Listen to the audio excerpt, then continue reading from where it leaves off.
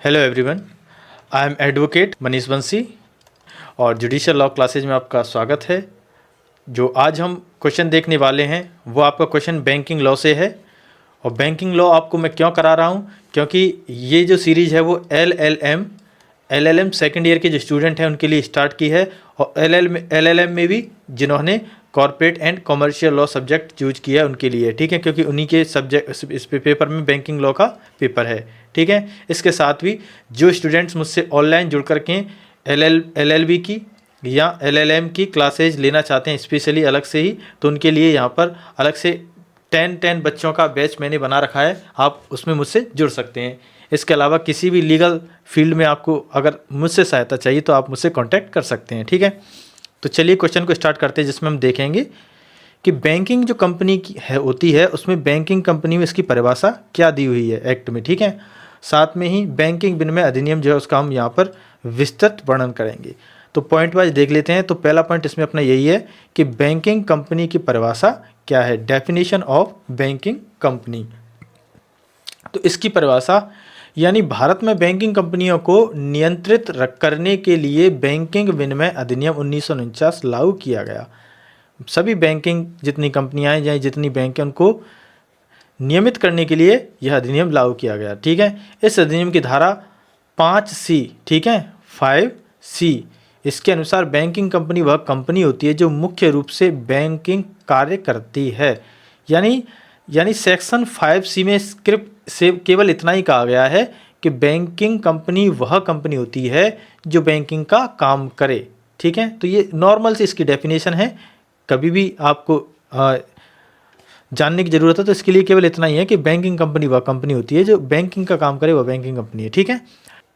यानी बैंकिंग को धारा 5B, ठीक है, में परिभाषित किया गया है, जिसके अनुसार यानी बैंकिंग क्या है। अब यहाँ पर तो हमने देखा था बैंकिंग कंपनी क्या होती है, वो आपका सेक्शन C इसमें परिभाषित किया गया है। लेकिन बैंकिंग को किस धारा में परिभाषित कि बैंकिंग क्या है, तो बैंकिंग को 5B में बताया गया है कि बैंकिंग क्या है। बैंकिंग एक तरह का वह व्यवसाय है जिसमें जनता से उसकी जमा बैंक में रखा जमा को स्वीकार किया जाता है और उनकी मांग एक निश्चित समय के बाद की जाती है, ठीक है। यानी जनता अपने पैसों को जमा कर देती है और एक निश्चित समय के बाद उनकी वहाँ पर वो मांग करते हैं।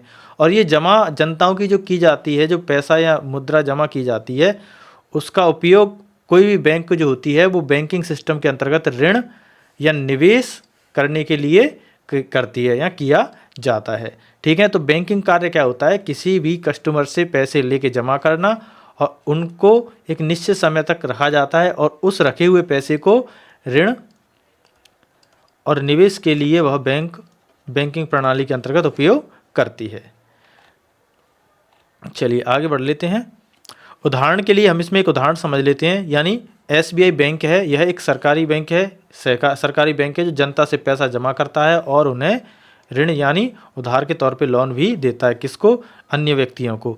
यानी A पर्सन ने यहाँ पे अपना पैसा जमा किया, ठीक है। अब B पर्सन क्या करेगा, इस बैंक से यहाँ पर लोन वगैरह या ऋण ले सकता है, ठीक है। पंजाब नेशनल बैंक का भी उदाहरण देख लेते हैं। यह भी एक बैंक कंपनी है जिसमें विभिन्न वित्तीय संबंधी सेवाएं यह प्रदान करती है लोगों को। तो ये जमाओं से अपनी सेवाएं प्रदान करती है।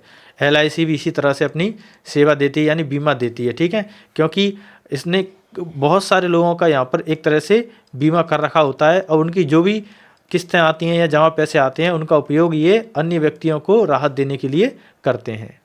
चलिए दूसरा पॉइंट इसमें यह है कि बैंकिंग विनिमय अधिनियम 1949 की प्रमुख विशेषताएं क्या हैं। इस अधिनियम की प्रमुख विशेषताएं क्या हैं, यानी इससे पिछली वाली वीडियो में भी हम इस चीज़ का डिस्कस कर चुके हैं, फिर भी हम इसमें भी देख लेते हैं। तो बैंकिंग क्षेत्र को सुनिश्चित करने और जनता की सुरक्षा सुनिश्चित करने के लिए यह अधिनियम लागू किया गया। इसको हम पहले ही देख चुके हैं। यानी पूरी बैंकिंग क्षेत्र को सुव्यवस्थित करने और जनता की जो जमा है उसको सुनिश्चित करने के लिए उसका उचित उपयोग हो, अनुचित उपयोग ना हो, इसके लिए इस अधिनियम को लागू किया गया था। यानी बैंकिंग को परिभाषित करना, पहली विशेषता तो यह है कि बैंकिंग को यहाँ पर परिभाषित किया जाए। यानी अधिनियम बैंकिंग और बैंकिंग कंपनी को स्पष्ट परिभाषा देता है कि बैंकिंग कार्य क्या है, क्या चीज़ होती है और बैंकिंग कंपनी क्या है, जिसे हम बैंकिंग को हम यहाँ पर 5B में डिस्कस कर चुके हैं और बैंकिंग कंपनी क्या होती है उसको हम 5C में डिस्कस कर चुके हैं। ठीक है, यानी ये सेक्शन सी और सेक्शन बी में डिस्कस कर चुके हैं।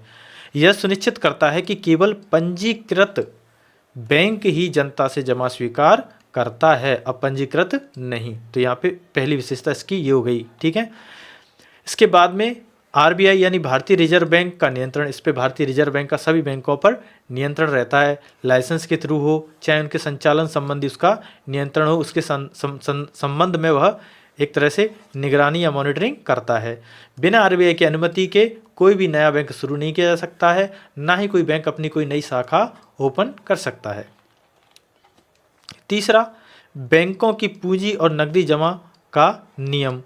अब यहाँ पर इस एक्ट के थ्रू या इस अधिनियम के थ्रू बैंकों की पूंजी और नकदी के जमा के संदर्भ में भी नियम बनाए जाते हैं। यानी प्रत्येक बैंक को न्यूनतम पूंजी, मिनिमम कैपिटल जिसको हम बोलते हैं, सबसे कम जरूरत धनराशि बनाए रखना अनिवार्य होता है। उससे नीचे कोई भी बैंक नहीं जा सकती है, जो डिसाइड आपका आरबीआई करता है कि किस बैंक को कितनी मिनिमम कैपिटल यहाँ पे रखनी पड़ेगी धनराशि। और बैंकों को कैश रिजर्व रेशियो यानी CRR यह भी उनको यहाँ पर एक तरह से रखना पड़ता है।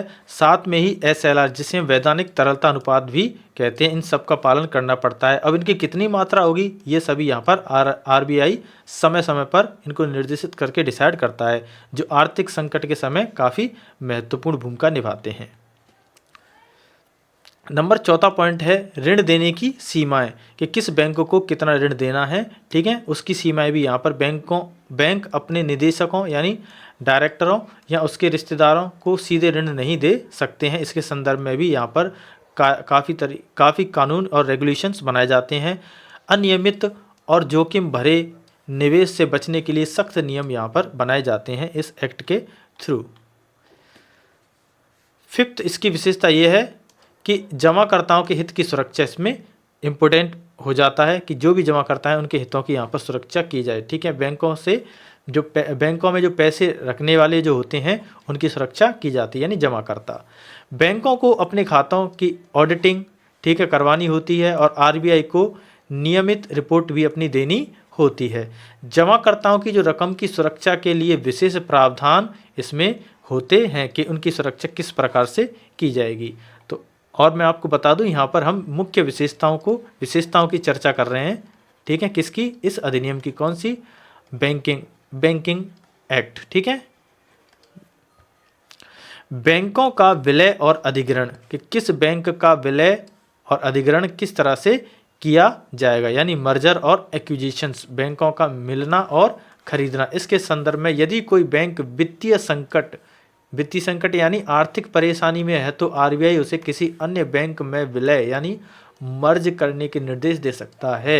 यानी अगर मान के चलो पीएनबी बैंक है, पीएनबी बैंक अगर उसमें संकट की स्थिति आ गई है तो आरबीआई यह निर्देश दे सकता है कि आप जो बड़ौदा बैंक है उसके साथ में मर्ज हो जाइए और दोनों संयुक्त रूप से इस बैंकिंग प्रणाली को कार्यरत कीजिए। ठीक है, उदाहरण के लिए 2020 में Punjab and Maharashtra corporative bank PMC bank के संकट के कारण उसे यूनिटी स्मॉल फाइनेंस बैंक के साथ विलय कर दिया गया था, यानी दोनों बैंकों को ही मर्ज कर दिया, दोनों एक बैंक के रूप में कार्य करने लगी।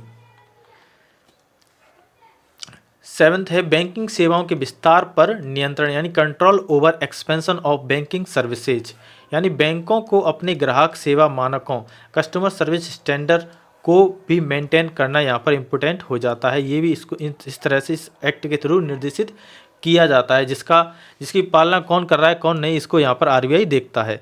ऋण नीतियों, ठीक है, लोन पॉलिसी, जो उधार देने के जो नियम होते हैं उनकी पालना करना यहाँ पर आवश्यक हो जाता है। डिजिटल बैंकिंग, ऑनलाइन बैंकिंग की सेवाओं के लिए भी नियम बनाए जाते हैं।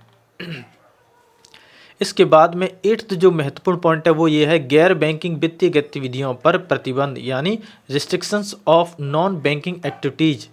ठीक है, यानी बैंक के अलावा अन्य बैंकिंग कार्य ही बैंक कर सकती, अन्य किसी भी गतिविधियों में शामिल नहीं हो सकती। बैंकिंग कंपनियों को किसी अन्य व्यवसाय जैसे रियल एस्टेट, जमीन जायदाद का काम, मैन्युफैक्चरिंग, उत्पाद ट्रेडिंग में भाग लेने से रोका, सीधे तौर पर रोका जाता है, जिससे क्या है वह एक कार्य पे जमाकर्ताओं के हितों के संदर्भ में अपने विचार स्थिर रखें और सोचें और जमाकर्ताओं की सुरक्षा यहाँ पर सुनिश्चित हो सके।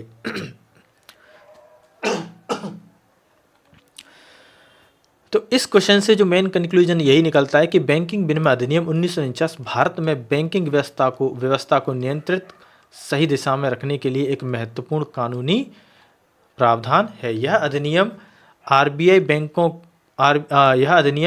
को बैंकों पर निगरानी यानी मॉनिटरिंग, ध्यान रखने और बैंकिंग क्षेत्र को सुरक्षित करने, बैंकिंग क्षेत्र को सुरक्षित करने, उसे पारदर्शी बनाने की शक्ति यहाँ पर देता है। यह सुनिश्चित करता है कि बैंक अपनी जिम्मेदारी से कार्य करें और वित्तीय धोखाधड़ी से पूरी रूप से बचें।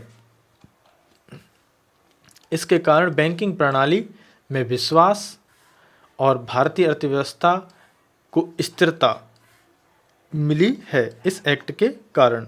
अतः यह अधिनियम न केवल बैंकों को संचालित या नियंत्रित करता है, बल्कि ग्राहकों और निवेशकों के पैसे जो उसमें लगे होते हैं उसकी भी सुरक्षा यहाँ पर प्रदान करता है। तो ये था हमारा आज का वीडियो। आशा करता हूँ कि ये जो पूरा एक लेक्चर टाइप में वीडियो रहा था, क्वेश्चन के फॉर्म में मैंने आपको बताने की कोशिश की है। आशा करता हूँ ये आपके लिए हेल्पफुल रहे।